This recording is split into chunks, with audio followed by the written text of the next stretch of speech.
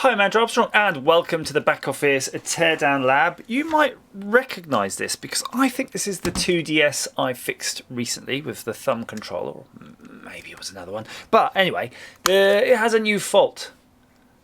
You can see that right there, a smashed screen, which is no good for anybody. So I am going to be attempting today to repair it using this. I paid £18, I believe. It's really quite expensive when you consider you can probably pick these up for maybe 30 or under. However, I thought let's go for it. And we're going to have a swap of the screen, but not only that, I think I'd quite like to dismantle the one that's in it so we can have a look, because I've always been curious because this is one screen apparently. So that's, you know, interesting. So you can see it's still on, so hopefully the machine is functional other than the smashed screen. Now I'm really confused. I'm trying to remember what colour the one that we replaced the D-pad. Oh, normal screws. I keep forgetting that with these. They actually just use normal screws rather than the Nintendo bits. So great if you've got one. Just grab that out of the kit. Yeah, so if you remember the last video, we replaced the slidey thumb control, and that was really quite good. Again, I've got a few of these with the kids, and they're always breaking them, so I'm not entirely convinced it was this exact same DS, but maybe we'll be able to tell from the level of, you know, gunk that's in there. It's fairly clean, so maybe it was this one. And if you remember in that build, we took it to a certain level and we didn't dig any further because we knew that we didn't have to take out that main board. But today we definitely will be. That's 10 screws removed. 2, 4, 6, 8, 10. Hopefully I haven't missed one, but there's always the chance. Let's just start prying. Nope, I think we got it. Now, if I'm not mistaken, there was something. There's a ribbon cable in here. Oh, I did miss one. I missed that one. But that's good because it stopped me yanking that off. Because there is a ribbon cable that goes to the cameras on the back. So be a little bit cautious once you get there. Let's turn it over. I remember that. Look, there we go. And I'm just going to gently... he says he can't get in there. Gently get in there with the tweezers and lift that latch. So if you look in there, if you're doing this and you've not seen the other video, there's a little latch in here and you just got to pop that latch and that'll come away just like that, and that allows us to put that away to get lost. And there's not much in here. A little bit of detritus on there. It's like as if some water or mouldiness has got in here. Again, I'm really not sure if this is the one we opened up. Anyway, it's not important. What's important is we get to the screen. Now, I've never done this before. Be careful of those shoulder buttons, by the way. They have springs in them. I've only just noticed. Could have so easily lost those. And I'm just taking all these side panels off. I might have to take out the SD card. Yes, you do. I'll put the SD card away as well. Now, there's some lanyard pins here. Look down there. See these lanyard pins? They look like they could get lost. So, all right, I'm going to put them on my... I've got a magnet that I'm holding all the screws together. I'm going to put them on that little magnet. And just so you'd know, it looks like that. It's actually a bunch of magnets. So just observing the board here, we've got 1, 2, 3, 4, 5, 6, 7, 8, 9, 10, 11. There's a bunch. Looks like at least 11 or 12. I'm noticing an interesting looking ribbon here. Hopefully that's going to something else. These two match up with those from the screen. And then this one down here in the corner is this one folded over. So that's good. So I wonder what the other one's going to. I'm sure we're going to discover it. I'm just going to get another magnet ready. So if you don't have them, by the way, you can buy these rare earth magnets, big piles of them. I quite like these ones. I might put them on a board where you can put a screw and screw them down to something. So I'll leave that there so you can see how I use them. In the olden days, you'd have to be very cautious with a magnet because you wouldn't want it to ruin any data on your hard disk. But now you don't have that. I say hard disk, I really mean floppy. I'm not sure how close a magnet could get to your hard disk. I remember once playing with a magnet and a floppy and it didn't do bloody anything, so I'm not really sure how much magnetic Gauss you need, but I'm sure these magnets are a lot stronger than the ones I used to have on the fridge. So we're getting there. This thing is surprisingly rigid, so if you can imagine, this PCB is almost like a structural member here. It's really helping keeping this whole thing tough, and these things are tough. I know this screen's damaged on this one, but it really is probably one of Nintendo's best devices for kids after the original Game Boy. Although I have to admit I haven't tried the new Switch. Now we've loosened that, let's have a little gentle tease, see if that's ready to go. Not quite. What's that? Is that an infrared port? I didn't even notice. Is there an infrared communication on a 3DS, I wonder? It's a possibility, but also a possibility it's never used, because it definitely has Wi-Fi on it. Okay, interesting. There's a map here as well telling you, I guess these are the capacitors and resistor layouts, something very odd here. Right. So we've undone all of those screws. I think we're going to pop here, this one here, just to take off the ribbon cable. You can see there on the top right, the ribbon cable for the analog stick, because it looks like, if we call the analog stick, is bolted to the chassis and we don't want that to come with it. Okay, are we there yet? And again, be very cautious because we do have these 3 ribbons at the bottom, so I'm going to lever it from the top. Okay, so we've got the speaker is starting to snag in the top right corner. We've got the communication antenna, which is a little Wi-Fi antenna there on the top. Pop that out, so that's okay. Now let's address them one at a time. Let's see if the speaker will lift. Yes, it will. So you can pop that speaker out like that. That's nice and loose. Good. So I'm still continuing to tilt it. We know the screen is going to have to come out, so we'll pop those 2 catches. Again, use a tool if your nails aren't nice and pointy. Okay, got those going. Look, we're almost in. And we do have, I'm seeing tension on those 3 ribbons at the bottom. So I'm going to just undo all 3 anyway. We know there's a good chance, no, actually let me show you that, because they do seem to latch in slightly different ways. So this one latches at the back, so I've lifted that one up, so that's latched, unlatched like that. Let's see this one, this is the same. Yep, that's latched another way. Look at that, how many different styles, and this one is the same. Sorry for not being in the middle of the screen. It's probably behind the logo here. Anyway, it's there, it's undone. Nothing more to see. I'm just going to turn this, and I'm being just gentle because I'm not looking. Look at that, and that's come off. And there's not much on that side, is there? Not much at all. Look at that, load of test points though. Up, left, right, down. And that's a cool pattern, isn't it? It's got definitely different patterns than we're used to seeing. Do you remember they'd have loads of ziggy zags? These ones hardly have any.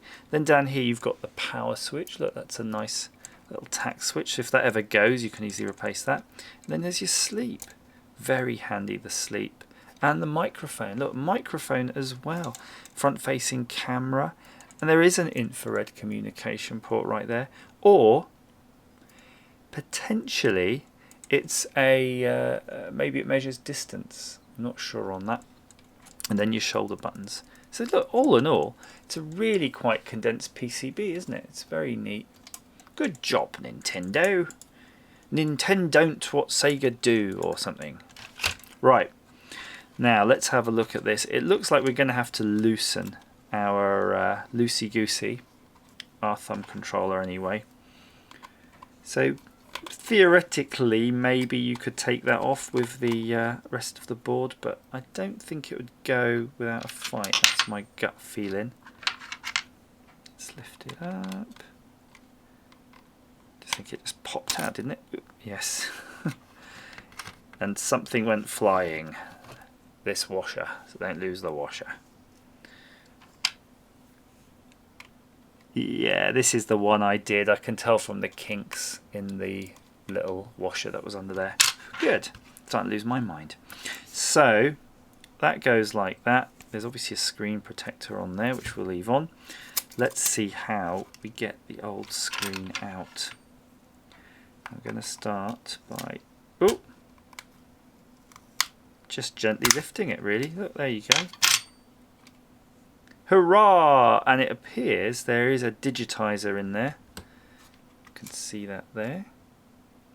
So that's what that extra connector was. So I don't want to mess around too much with this exposed, because I think we want to just chuck this back in here. But I'm just checking on here.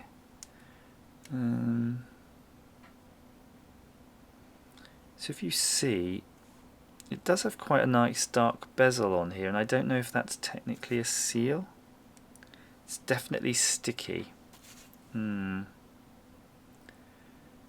So whether or not you need that, I don't know. I'm probably going to say I'm not going to bother. So what I'm going to do is just pull this off upside down so dust doesn't fall on it. And I'm just going to strop this in exactly where the old one came out, which it's gone in like that. And I'm going to... I want to turn it upside down, but I'm worried all this stuff's going to fall out. So, and it has. But yeah, look, there's no visible bezels, silverwork, anything on here, so I think that's good enough. Clearly that sticker probably offers it extra protection on there. That's entirely up to you. I think there is a possibility of getting that off. Let's have a look, shall we? It is quite thick though, to be honest with you. It feels like it's almost a millimetre thick.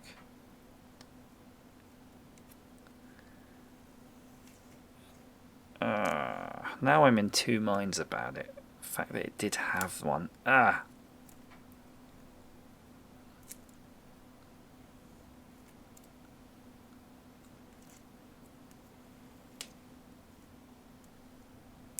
So that's what that looks like without it. I feel I've guilted myself into having to fit it now, which is a pain in the bum. I really don't want dust on this screen, but we'll have a go. Let's see. Don't know why they just don't put it on it. That's my concern, you see. Because it didn't come with one, it might not be that important. Right, doing a balancing act now, trying to hold this thing steady. So I'm going to hook it onto something. This is such a good opportunity for getting loads of dust on everything, so I'm not pleased. Not pleased! But let's try.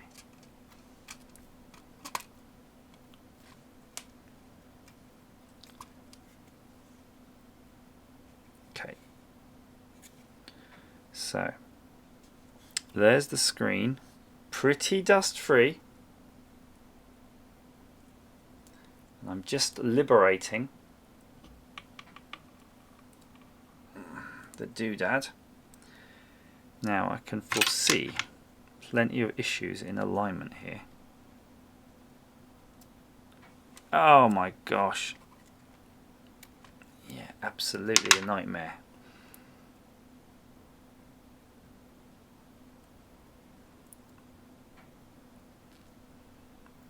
I think you just got to fight with it. If you're really desperate to fit it. Now, I really love comments down below though if you think this thing is not even needed. I suspect it acts as a kind of a membrane to stop dust getting on that screen, but it might cost you a lot of dust to get on there. Just before I go ahead with that though, let me try one last thing though. Let's see if it will just fit in here directly. It's done, and it was a bloody nightmare. I have got a lot of dust on the screen now, and I'm not really convinced it does much, but fine, it's done. It's up to you if you think you want to fit that. I would think, have a big think. That's it. My thought is youth decide. Yeah. I'm sure it's real important. Okay. And then I've noticed here on this screen there's also some stickers on the back. So I don't know if they're important or not now. So I feel at least we've got to see if we can remove it. Look, there is stuff on the back. Ho hum, ho hum. Okay, so let's see how the best way is of getting this off. I think that's all right. I think. Oh, what was that? I thought that was the screen smashing a bit more. Oh, just jumped off. Good. Put that on right about there, I think. That's more or less. Do the trick. And then there are a couple of pieces in the corners. These probably just act as spacers to pack it out a bit. So if you don't put it, the screen might rattle around. So we'll just pop that there. Oh, oops. Good enough. Good enough. Try to align it at least.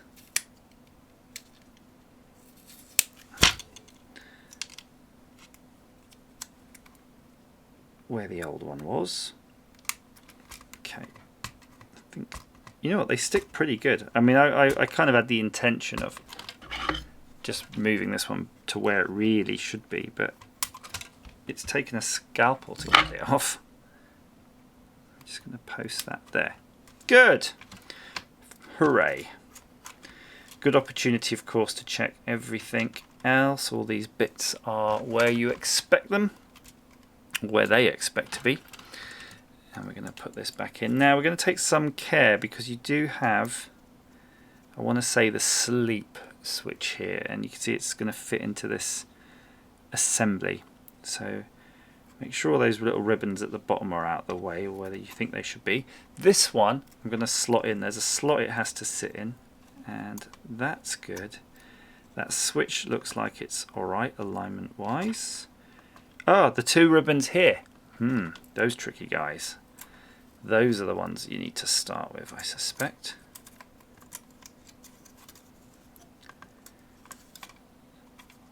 That's better. That's better indeed. Get this little bottom right one into its channel. And I'm just going to lay it down. Right. Now we've lost something.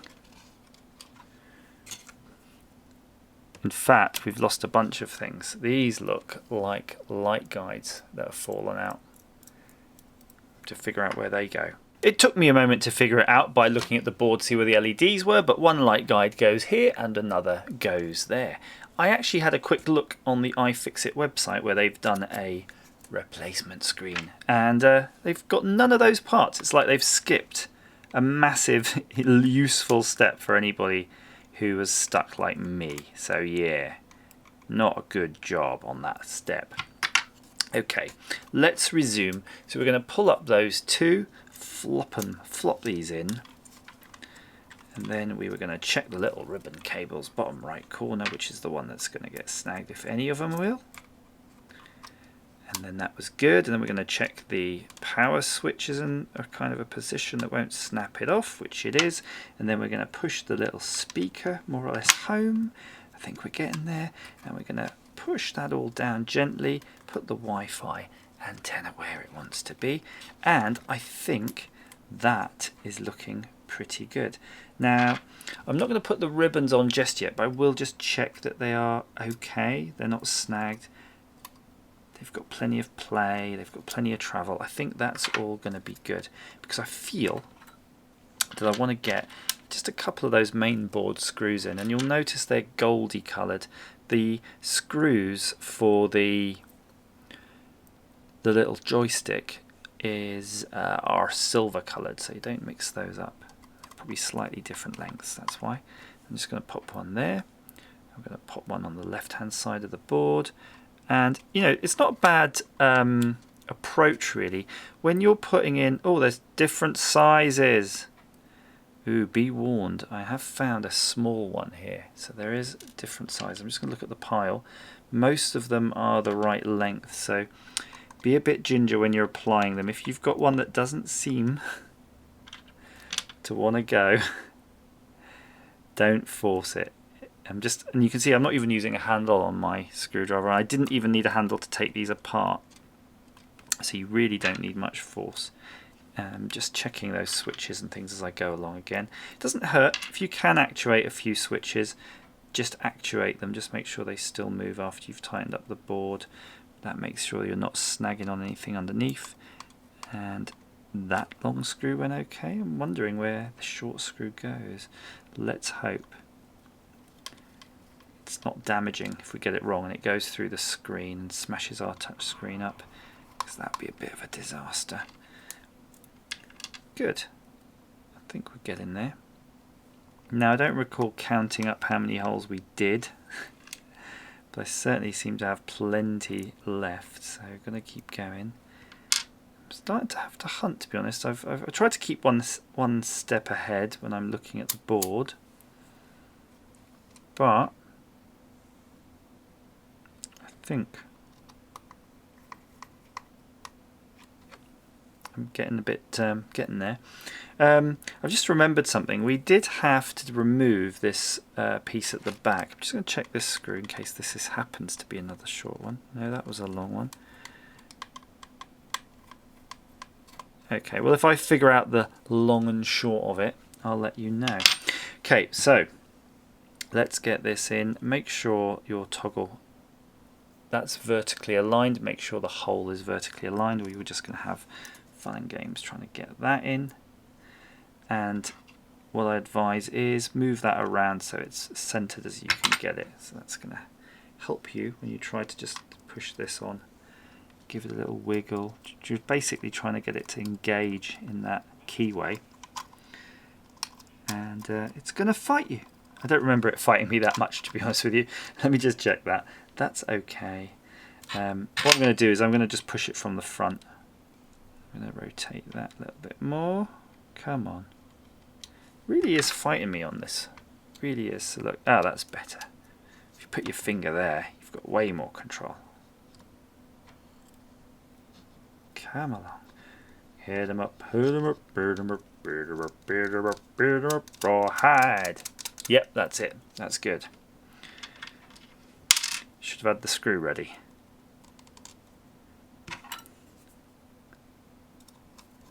Boom. Nice job. I'm just going to put this one in and then show you the attachment of this ribbon, just in case. Just in case you need to be shown. That's not to be patronising. It's because everybody needs to be shown from time to time, especially me. You get forgetful, and you don't want to just experiment on this, because you could break it, and that would be no good for anybody other than old man Nintendo, because then you'll have to go out and buy another switch. A switch? A switch? That's not a switch. That's a Nintendo 2DS. Okay, super annoying. You have to put this bit in before you put that bit, because they have to align with these holes first. I've skipped ahead a little bit, as you can see, because it was such a no-brainer reassembling this that there's just no difficulty at all. The two small screws were indeed from this top bezel, so I had to go and hunt for the second one. Not really that much of a problem. Just make sure you get the little springs in when you put your shoulder buttons in, and make sure when you attach the volume and the power switch, you know, these switches are aligned. Just be careful of them. You can see them there, but you know, they're really obvious once you get in there. All the screws have these little circles around them, so you know where they go, apart from these two on the headphone jack down here at the bottom. So just make sure you can see it. If I just hold it up to the camera, there's no markings there, so they're kind of easy to miss, but you can see why they're there. They're offering a big amount of strain relief. The actual ribbons, very easy, just pop them in exactly as you think they should. They really are, again, no-brainers, and these were particularly easy. So just watch how we remove these if you're stuck, and just really do the reverse. It wasn't an issue at all, just like that one really. So the one though that was a problem, I remember from our last time doing this was a bit of a pain, and I've seen some people advocate trying to unscrew this rather than, you know, face the ribbon cable, and I'm going to try to remember how we approached it. I think there was a potential, just looking at the way it's folded over, there was a potential approach by doing it through the battery window. So let's see if that was practical. I feel it's probably not worth trying that way. How else can we do it? Just turning that way. I think that's fine. And in fact, I can see it's pretty much aligning as is, and it has aligned, and there you go, and that snapped. So that's no bother at all. And I'm just going to check that as I press it down, make sure it's nice. And yeah, all that kind of wants to go where it wants to go. So the screw sequence, again, just count the screws as you're doing them. It's up to you. I'm not going to show you all the screws going in because that would make you very bored if you're not bored already. But I'll just do one more. Oh, let's do two more. Let's do two more. And I can't wait. I just want to see the battery in there. In fact, I'm going to pop the battery in there right now. Like that. Oh, do we need to put the SD card in? We probably ought to. Not sure which way round it goes. I think it's that way. Indeed it is. Oh, why is the battery not wanting to go in? There we go, it's in now. And I'm going to hold the start button down till the LED comes on. No, it's in sleep. Yeah, the LED's on, so that's booting up while I tighten these screws. Because you know how it takes a while sometimes with the old DS's to boot. These were when they started to have a bit of a real operating system that's running, and they've got a lot of security and a lot of fancy stuff going on these, so it does take its time. But by the time we've done a couple of screws, in fact we've only got a few more, I think we should just keep going. We're almost there. We're on the home straight here, and then we get to have a quick look inside that broken screen, just to see that one big screen. And what's really weird about that one big screen, I'm just wondering, is it registered? Like, could you know, it's here. You can see this bit here that's behind the silver. Can they actually draw anything on that? Is there stuff being drawn on it and you can't see? Like the developers, they might put their name in that bit of memory. One more screw, and then we get to do the grand reveal. In fact, I'm so confident of my work, I'm going to put the battery cover on, I think. I'm going to put the battery cover on. I'm really aware though I'm not hearing anything, so I'm hoping we slid the volume all the way to quiet. We did this. Aha! Look! And it does work. It does work indeed. And does the touchscreen work? Yeah, the touchscreen works too. Well, I think that's a job well done. Let's just check the volume real quick. Yes, the volume's good. How do we do the cameras? L and R. We just want to activate the cameras just to make sure that that rear ribbon is still working. Yes, it is. It's really dark. I think that's just because the camera's not great, but you can see that does work. And that, as they say, is the way of cookie crumbles. So you can easily replace your broken screen. And as I promised, and you've been... Oh! There we got some sound. As I promised, because you've been ever so patient, we're just going to pop this open real quick. And I'm not going to take too much care about it because there's really nothing I want to salvage from here. Although I'm kind of curious at what that ribbon's for. It's probably for the backlight. And yep, it's staying well bent, this. Now normally screens are really interesting because they've just got loads of layers that are just lensing the light, bending the light, parallelizing the light.